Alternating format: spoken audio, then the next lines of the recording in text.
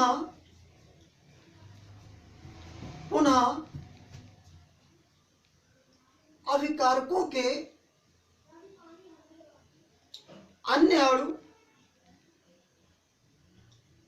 अधिशोषित होते हैं और यही क्रम बार बार दोहराया जाता है। फिर नेक्स्ट पॉइंट लिखिए, उत्प्रेरक की सतह पर सक्रियता एक समान नहीं होती है। यह कुछ स्थानों पर अधिक होती है। ऐसे स्थानों को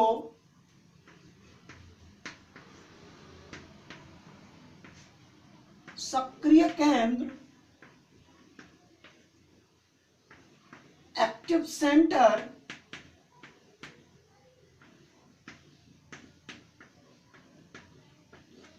कहा जाता है। इसको एक ग्राफिक के थ्रू समझते हैं।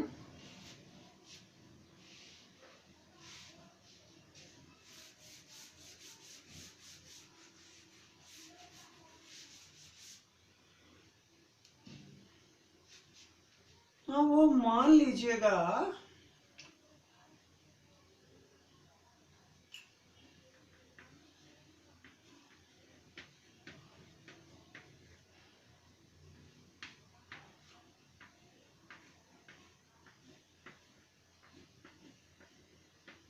ये उत्प्रेरक है बेटा, पाउडर फॉर्म में इस तरीके से ये फैला हुआ है। मान लीजिए ये उत्प्रेरक है।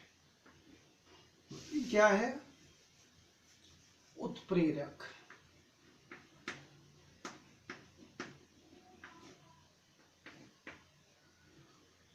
प्लस कोई एक अभिकारक A और दूसरा अभिकारक B। ठीक, इस उत्प्रेरक डी ब्लॉक में पढ़ाया जाएगा। 11वें में बताया होगा, डी ब्लॉक तत्वों का एक प्रमुख गुण होता है कि वह परिवर्ती संयोजकता प्रदर्शित करते हैं। और एक गुण हम लोग लिखाते हैं कि डी ब्लॉक की धातुएं उत्प्रेरक के रूप में प्रयुक्त की जाती हैं। क्यों की जाती हैं? क्योंकि उनकी सतह पर ये परिवर्तित संयोजकताएं, मुक्त संयोजकताएं उपस्थित होती हैं। तो अब ये क्या होगा, यहाँ पे जाके भैया अधिशोषण हो जाएगा। अधिशोषण, ये अधिशोषण हुआ। अधिशोषण में ये A और B इस उत्प्रेरक की सतह पर अधिशोषित हो गए।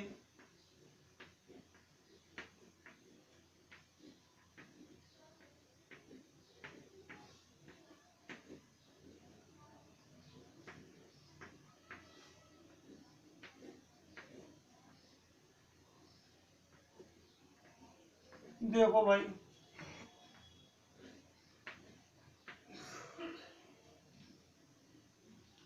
ये मान लो A आके अधिशोषित हो गया, ये मान लो B अधिशोषित हो गया, दोनों आके अधिशोषित हो गए। अब ये अधिशोषण हुआ, फिर अगले स्टेप पे क्या होगा कि ये A और B अब आपस में, A और B अभी अलग अलग हैं, फिर आपस में ये क्रिया करके एक अधिशोषित सक्रियकृत संकर बनाएंगे।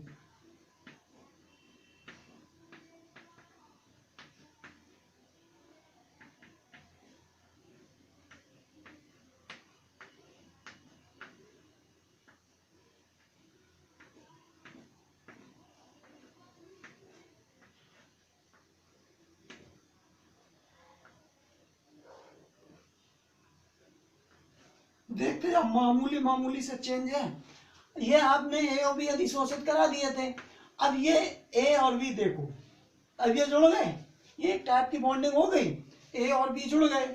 अब अगले स्टेप पे क्या होगा, यहाँ पर A और B अधिशोषित हुए पहले, फिर इनके बीच में क्रिया हुई, ये सक्रियकृत संकर है, अधिशोषित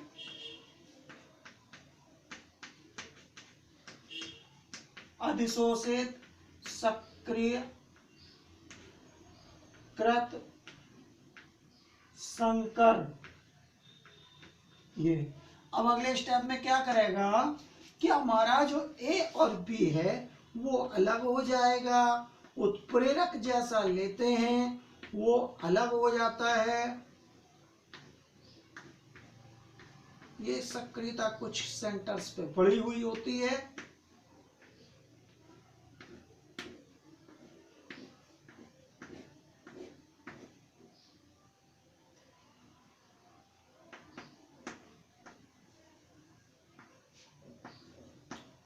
देखो यहाँ क्या था, फिर एक बार पूरा समझ लो। ए प्लस बी उत्प्रेरक, ये हमारे क्या हैं, अभिकारक। ये क्या है, अभिकारक। ये पे कौन सी क्रिया हो रही है, अधिशोषण। यहाँ पे क्या हो गया, विशोषण। इसको कहोगे विशोषण। यहाँ पर जाके ये उत्प्रेरक ये अभिकारक अधिशोषित हो गए, वहां पर उनकी स्थानीय सांद्रता बढ़ गई।